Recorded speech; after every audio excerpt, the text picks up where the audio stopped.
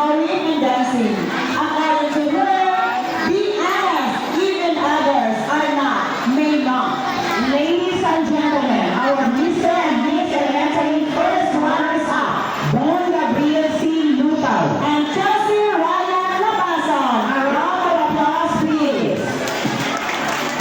And now, let's move on to our Mr. Elementary 2025, Prince Juris A. Villanueva.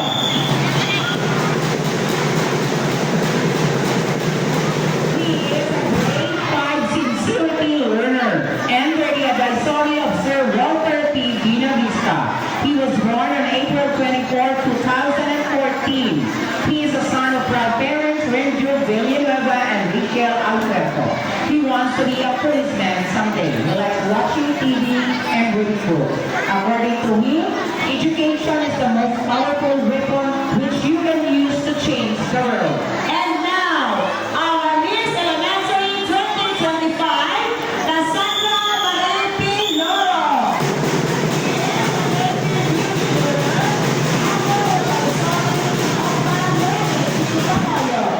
She was born on January 2, 2016.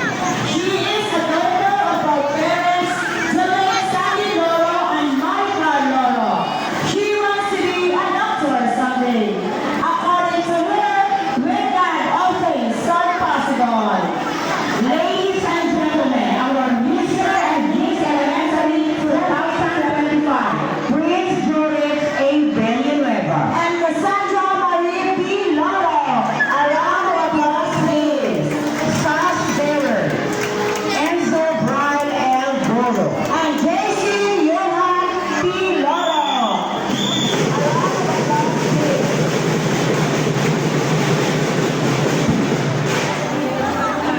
We would like to acknowledge the presence of our Barangay Kagawad and Honorable Joey Agunalis, Chairman Committee on Infrastructure. Good morning, sir. Good morning, sir.